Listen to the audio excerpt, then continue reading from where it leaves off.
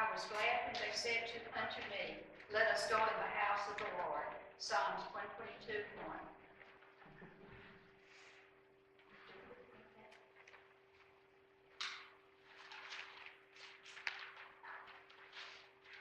Psalms 122. I rejoice with those who said to me, let us go into the house of the Lord. Now our feet are standing in your gates, Jerusalem. Jerusalem is built like a city joined together in unity. That is where the tribes go, the Lord's tribe, and the law for Israel, to give thanks where there is the Lord's name, because the thrones of justice are there, and the thrones of the house of David. Pray that Jerusalem has peace. Let those who love you have rest. Let there be peace in your walls. Let there be rest in your fortifications.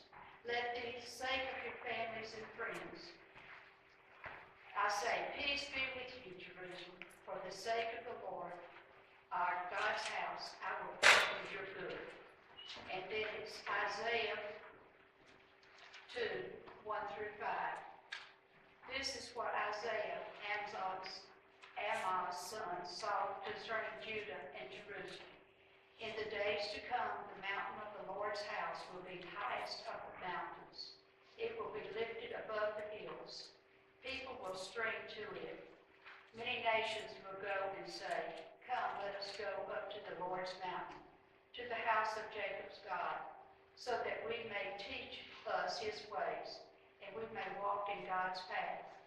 Instruction will come from Zion, the Lord's word from Jerusalem. God will judge between the nations and will settle disputes on the mighty nations, and they will beat their swords into iron plows and their spears into pruning tools. Nation will not take up a sword against nation. They will no longer learn how to make war. Come, house of Jacob, let us walk by the Lord's light. The Israelites staked their loves on the promise that one day they would live in the house of the Lord. They traveled across deserts to find the promised land. They lived in exile, all the while believing that God's promise would one day be filled. What do you stake your life upon? What do you believe despite all odds? How is God present with you as you wait? Journal about what promise, hope, faith, and trust mean to you. Share your thoughts with family and friends. Let us pray. Holy One, may we find hope in the midst of despair and belief in the midst of doubt. May this season of Advent find us expectant as we enter your house. Amen. If you'll turn in your Bibles to Luke chapter 17. That's right. Yeah. Luke chapter 17. We're going to talk about the 10 lepers. A couple housekeeping things real quick. I just want to thank Michelle, Christy, Miss Angela, and I'm probably missing somebody else, for all the work they did decorating the sanctuary. And really appreciate it. And yeah, it was great. So thank y'all so much. And I want to thank Miss Debbie and Mr. Dale for putting together that desk. It only took them like 5 minutes. Once we figured out the real instructions. But they put together the new desk back there. There's just a lot of people that are working. And I just want to thank you guys so much for all that. For those of you guys in the Sunday night prophetic class, you'll like this story. I want to tell a story real quick. I kind of come to the conclusion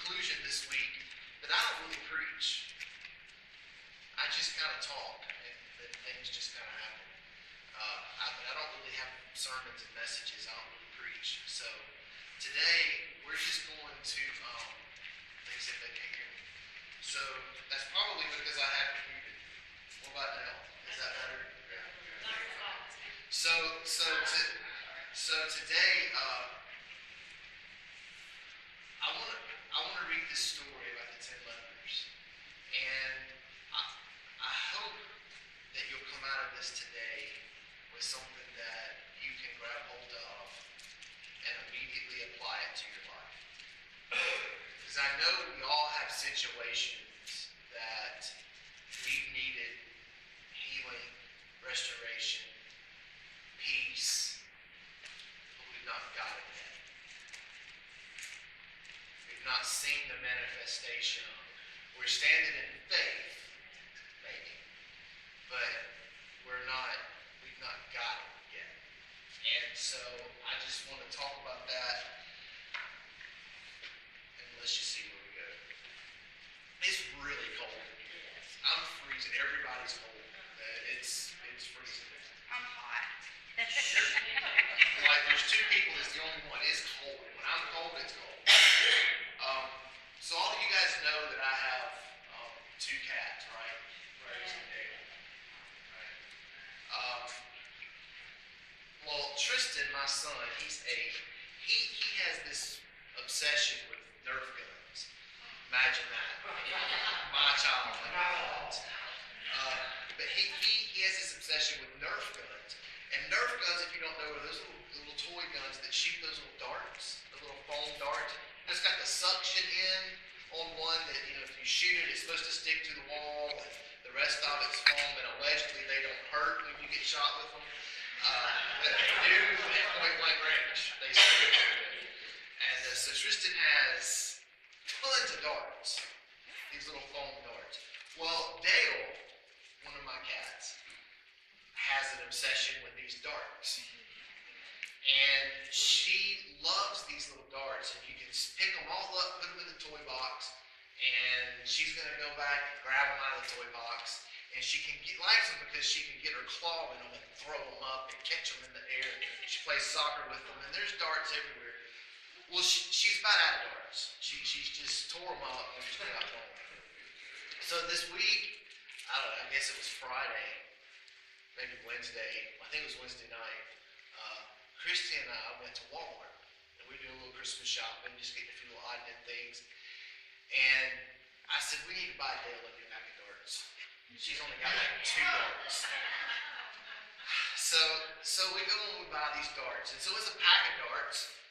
I don't know how many are in there, but it's a pack, and it's got rows of darts. Do you know what I'm talking about? And you peel the plastic back, and you can get some out. Well, when we get home, we get settled, I grab 1 row of darts. So it's probably 6 or 7 darts.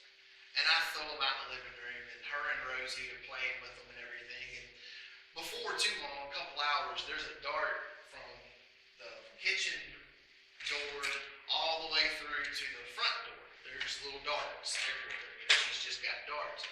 But I put the rest of them on the kitchen counter. And so she played with the darts and everything, and it was fun, and she liked them. Well, Christy and I went to bed. And then we got up the next morning. I was the first to get up, and I hadn't had coffee yet, so I'm stumbling through the living room, and I look, and there's just a lot more darts than I remember. Than just these 6 or 7 darts. There's just darts everywhere. So I hadn't had coffee yet, so cognitive functions are very limited at this point. And so I walk through the hall, and there's more darts. And I get in the kitchen, and there's a lot of darts in the kitchen. So anyway, after I drank my cup of coffee, long story short, she had found the box of darts.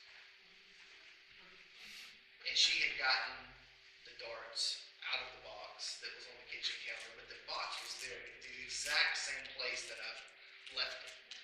But she had went and found the darts again. Some of y'all are asking, what in the world did this have to do with preaching? I couldn't get that out of my mind about the darts. I just couldn't get it out of my mind. Every time I'd see a dart, I just felt something. So I finally, Lord, what's the deal with these darts? What's the deal with them? What are you trying to teach me about these darts? He said, well, these darts is a lot like 6 or 7 blessings out. And most Christians are okay, and they live their life with just those 6 or 7 blessings. Never understanding that those 6 or 7 blessings were meant to spur them on to find the source of the blessings so they could obtain more. What did Dale do? Dale was thankful for those 6 or 7 little darts that I threw out. She played with them, she used them. But after I went to bed, she said, you know what? I wonder where these darts come from. I mean, she don't know anything about Walmart, manufacturing processes in China, logistics and shipping. But she went and searched out the source of those darts and found those darts. Did I give her those extra darts? She took them. But she had something that was available to her. She found something that was made available. That she had to find it. And I think that's a big part of the Christian life. God has things for us, but He don't give them to us. He wants us to find them. Proverbs says it's the glory of God to conceal a matter, the glory of kings to search it out. But unfortunately, a lot of us are okay with just this 6 or 7 little blessings, and we're scared to try to search for more because religion tells us that's greed, and we just need to be happy with what we have and don't try to seek anything else out.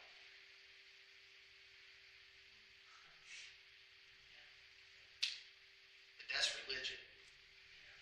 Jesus says, no, I've made it all available to you. You're going to have to do some seeking. It's not a works thing, and I'm not talking about salvation. Salvation is free. It's free grace, right? It's free. I'm not talking about salvation. I'm talking about a next level, a next step to obtain more. So are there things in your life, you know you're blessed. You know God's hands on you. But there's areas in your life that you need the more. You need more. And I'm not necessarily talking about more money, although money falls into it. We get all defensive when the preacher starts talking about money. Can I tell you my view on money? Money is this. I look at myself as a general in an army.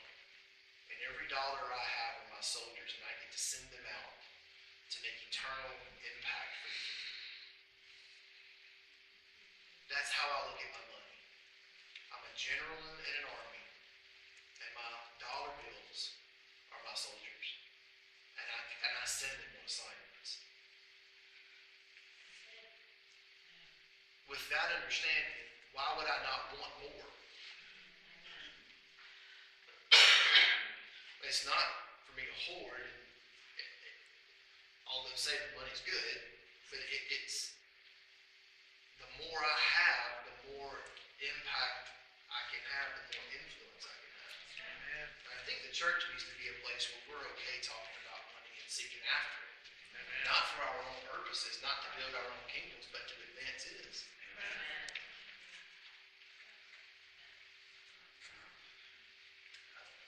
That's a rabbit. I chase that rabbit often. It's very tasty. That rabbit is. Philip, the Gale one's got that. But we're not going to chase it today. But today, the 10 lepers, Luke 17, verse 11, we're going to start out at.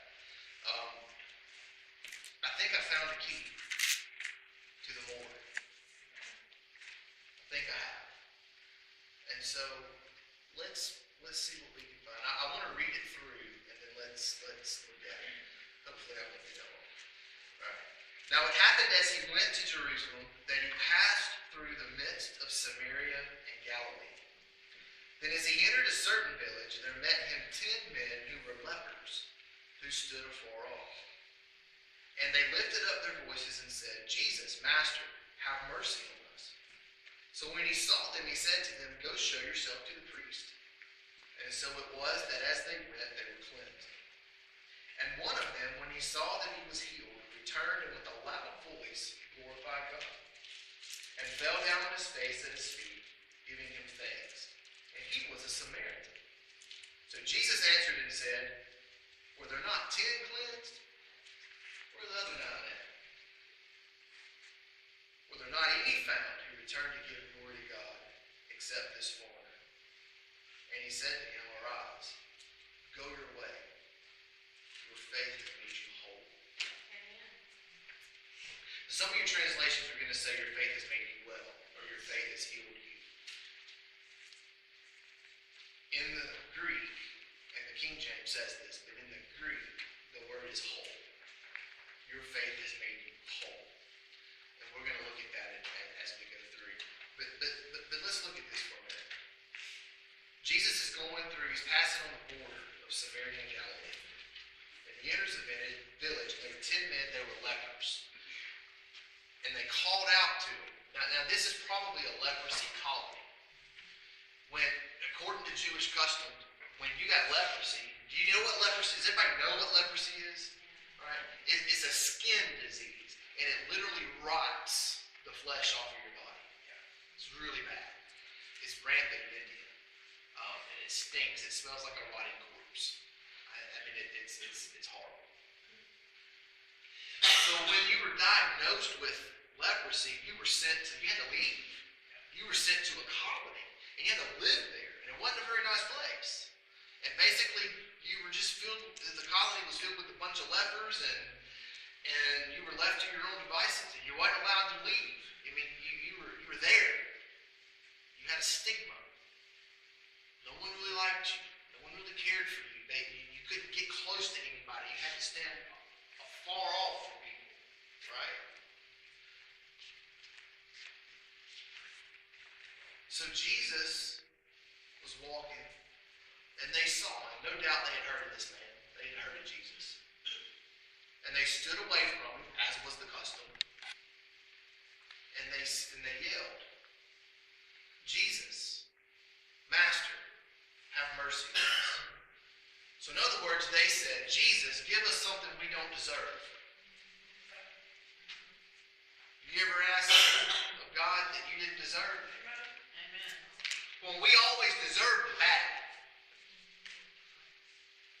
But he loves you so much, he gives you the good. We all deserve hell. But because of Jesus, because of sozo, what's the sozo? The Greek word for salvation. Because of salvation, because of sozo, he gives us the good. But apart from God, we're totally depraved.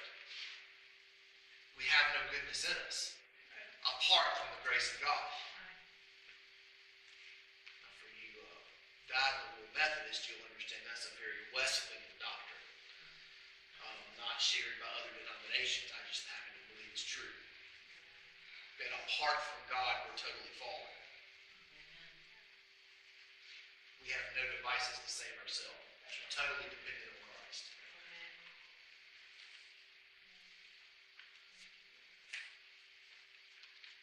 Review. Sozo is the Greek word for salvation. It's where we get saved. Salvation. What does it mean? It means forgiveness of sin. Right? So when you die, you go to heaven. But it also means healed. It also means peace. It also means prospered. It also means restored whole. It's a package. It's not just a little bit. It's all of it. Right?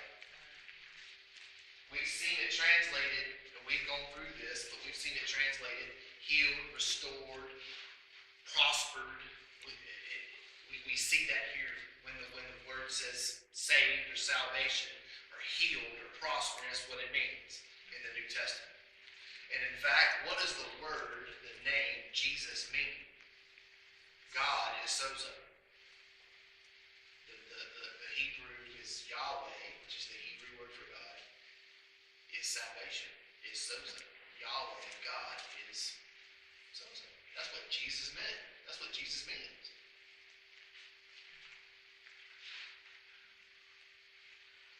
Let me ask you a question. It's a trick question, so know this going in. Did Jesus heal these 10? Yes. Yes. Oh. Where does it say that? Said they're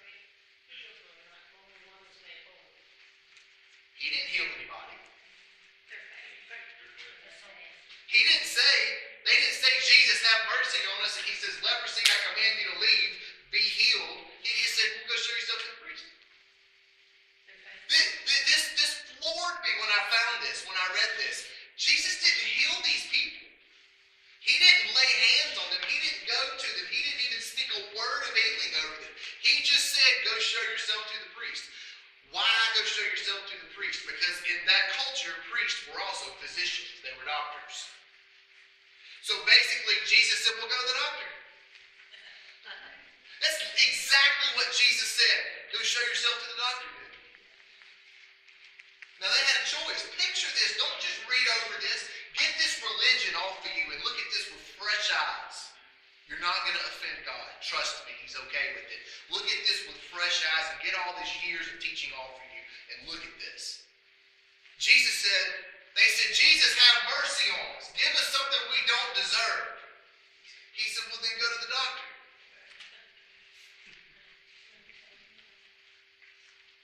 That's what Jesus said. So they had a choice. They could have looked at themselves and said, well, he's a phony. All this stuff we've heard, it's a lie. Let's just go back to our colony and live our life and die. Could have done that. But they chose to respond. And as they responded, and as they were obedient and went the way to the doctor, to the priest, as they went, they were healed. I believe that every step they took, they got more healed, they got more healed, they got more healed, they got more healed, they got more healed, they got more healed, and then it overtook one of them. That's right. Come on. Amen. Jesus didn't say be healed. Now we know He did that in the Bible. We see those miracles. We just didn't see it here. It's fascinating to me how much we've been taught is wrong. Remember the darts. There's things that are available. You just have to grab it. What was Jesus' main message? Repent, which means what? Change the way you think, because the kingdom of heaven is at hand. Is there leprosy in heaven? No.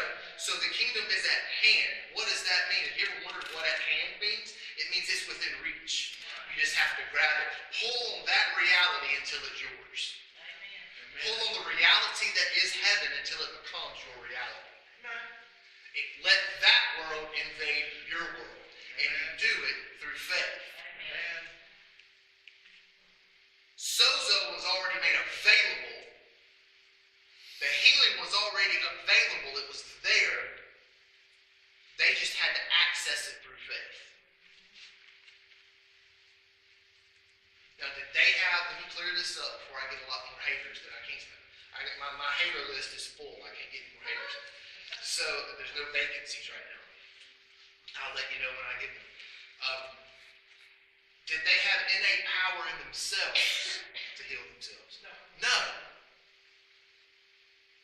And I don't know the mechanics, but Jesus already declared the kingdom is here. You have to change the way you think to access it. And Jesus gave them a command. Go show yourself to the priest, which was a no-no. They were lepers. They couldn't go see them. If you had leprosy, you have to go to the priest to show yourself approved, meaning that you were free of leprosy. Correct. So But until they were healed, they could not go. They would not let them close to the temple. They wouldn't let them. It was an infectious disease. If you're around somebody with leprosy, chances are you're going to get leprosy. It's hardly contagious. I mean, I don't know if you've ever been around anybody with leprosy. It's horrible. So they went. And as they went, they got healed. I'm telling you, there's a key to this thing. There's a key to this deal that says, you've been praying for God to do something for so long. God's been trying to tell you over and over and over again, but it's not what you want to hear, so you don't listen. But He's trying to tell you, I've already done. All you need to do is access it. It's not a works thing, as in we the more we do, the more grace we get. Grace is free, but God's saying, in my economy, you access things by faith. You're wanting me to just drop stuff on you, and it's true. Some things He does just drop on you.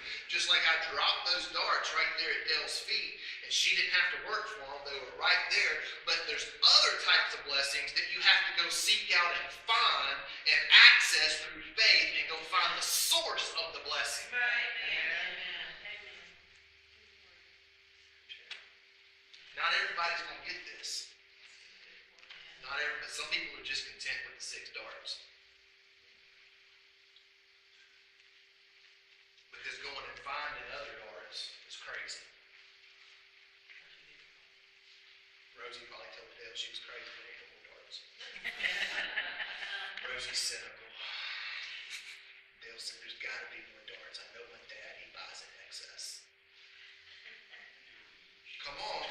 Come on. I know that's silly, darts and cats, but this is the kingdom.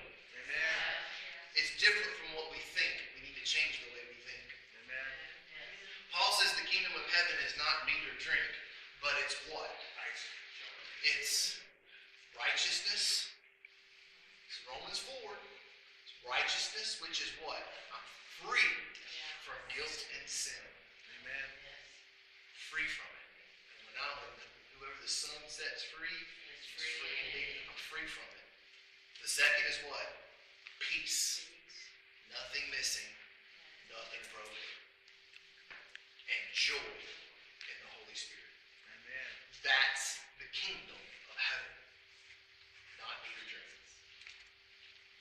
The Pharisees were looking for a political kingdom, a kingdom of meat and drink, of physical. Jesus said, no, here's the kingdom. Y'all okay? You get this? So as they went, they were cleansed. What is the Greek word for cleansed? Is it sozo? No. It means the Greek word means here to be purified. That's the Greek word. It means to be purified. And one of them, when he saw that he was healed, returned and with a loud voice glorified God. Is the word healed sozo here? No. The Greek word is to cure. It's very specific. It means to cure. It is not sozo.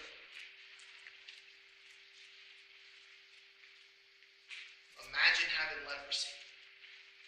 It's very possible to lose a finger, a toe, a nose. It's very possible. You're going to have scars. Not only that, you're going to be emotionally damaged. You can't work, so I bet your finances are in shambles. I bet you got bad relationships with your family because they can't have anything to do with you yet, or else they'll be shunned and sent to the leprosy colony because they'll get leprosy. And already they got stigma on them. Because I'll tell you right now, family in India, if you have any family member that has leprosy, even if you don't, they still treat you like you do. It's a cultural thing. It ain't like here. So imagine all of the stuff that he had going on. But he was healed of leprosy. He didn't have the disease anymore. But I fully believe he had the scars from it. Isn't that a lot like sin? Oh, we get forgiven. Come on, y'all need to hear this. Oh, we get forgiven, but we still got the scars from sin. And I know religion has taught us, well, sin has consequences, and yes, you may be forgiven, but you have to pay the consequences.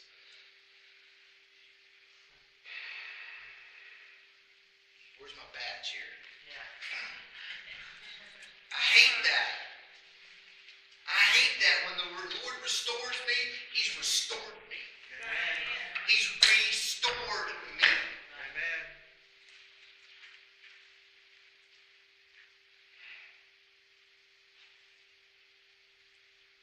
So we came and he turned back. And he ran at Jesus' feet. And he fell down. And he glorified God, which means to give what? Thanks. He gave thanks to God. It's the power of Thanksgiving. Thanksgiving is not just on Turkey Day. We're the lifestyle of Thanksgiving. He came back and he fell at the feet of Jesus. And he gave thanks. And with a loud voice, he gave thanks.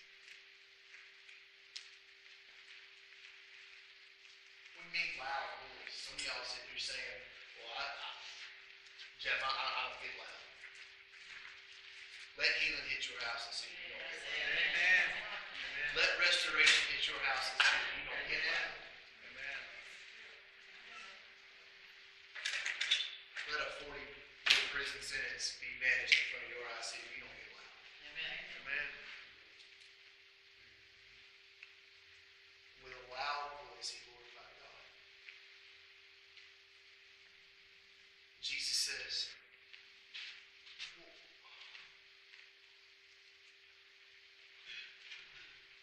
what they're 10? Where the other 9 at? Nobody else came to give thanks to God.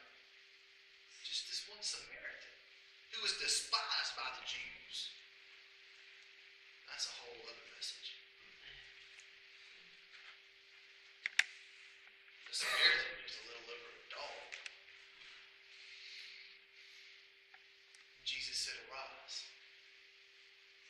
Go your way. Your faith has made you sozo. Amen. That's where the word sozo is. I believe at that very moment, the scars were gone. Anything that was missing was gone. I believe he had grace to repair his relationship. I believe his finances had grace over him to be restored. He said, no, your faith has enabled you to access sozo.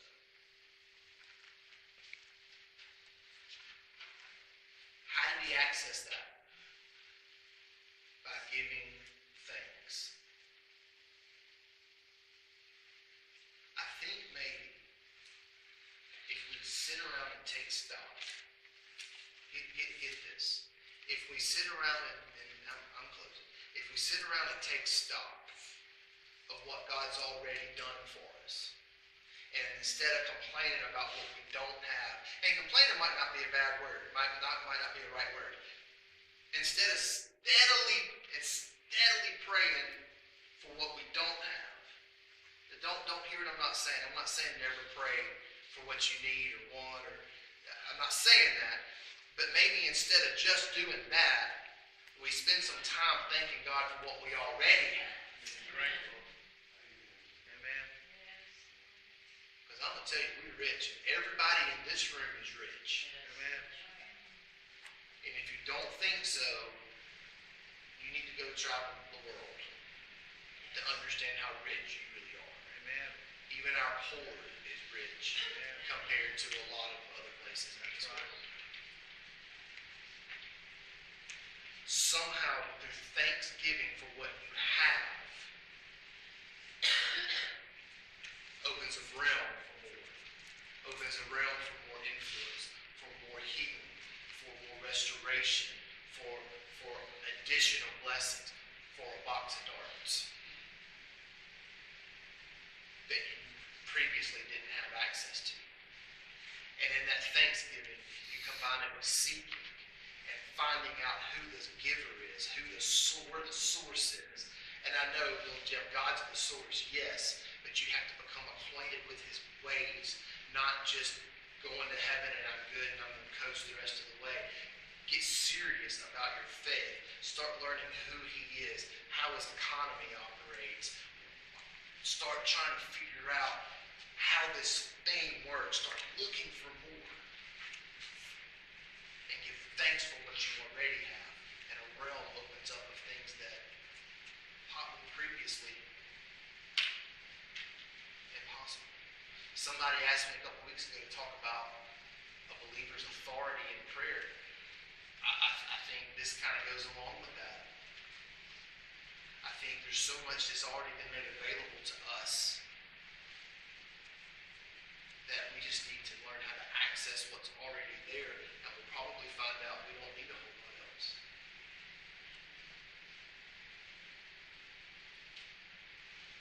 To see right now that religion's creeping in and going, that's not right, that's not right, that's not right. Try it and see. Try it and see. Living a life of thanksgiving seeking the source. I'm telling you, right now, think about what's going on in your life. What's going on where you need breakthrough, where you've been praying for God to move and do something, and He hasn't moved and not done a thing. Do you just keep praying the same prayer, or do you try something different? Maybe you need to go look for a box of darts. Amen. Amen. Right? And go look. And go seek the source. And in thanksgiving, thank Him for what you already have. And watch a new realm open up. Amen. That's what I believe. It happened for these lepers. It happened for all 10 of them because they started walking and got healed. And then sozo happened for the one who turned back to the things. That's theology shattered right there. Where we pray, God, please heal so-and-so. I can't stand that prayer. You'll never hear me pray. God, will you please heal such and such? So, blind person just comes. We'll pick on Chris. Let's say Chris is blind. You'll never hear me pray, Lord, will you please heal Chris? You'll never hear me pray that prayer. Well, because it's ineffective. What you will hear me say is, in the name of Jesus Christ, I speak peace, nothing missing, nothing broken, and I speak healing, and I command your eyes to open. Because I've already been given authority over all of this stuff. Amen. Every miracle I've ever seen, and me and Christy have seen more than I can count. Every miracle I've ever seen, I've never prayed for them. Every miracle I didn't see, I prayed for them. Show me one place where Jesus prayed for a miracle. He didn't. He spoke them. And if I'm supposed to be Him in this world, and I already have the authority given to me by Him, His authority, I don't have to pray for things like that. I speak them into existence. You prophetic guys in the Sunday night class, that should be familiar territory for you. I speak things into existence. When my will matches up with His, I speak and I watch it happen. He created the whole universe by just speaking. And I match up my words with His and I speak sozo over the life of someone else. You see it in Matthew 10:8. Freely He received, freely give. That means what I've been given, I can give away. How do I do that? So I just think maybe we just need to have a time. This is something you can grab a hold of and walk right out this door. And start speaking to your circumstances. Start calling that job that you've been looking for. Start calling it into existence. Job, I command you to come in the name of Jesus. I command doors to be open to you. Some of y'all have been infirmed in your body in such a way. I command healing in my body in the name of Jesus. I command it. By the authority, by the blood bought right that Christ gave me. I command it. Fear, I command you to go in the name of Jesus Christ. Depression, I command you to go in the name of Jesus Christ. What else you got to lose? Just going to keep doing the same thing. I mean, nothing else. Try that. I'm telling you it works. Let's pray.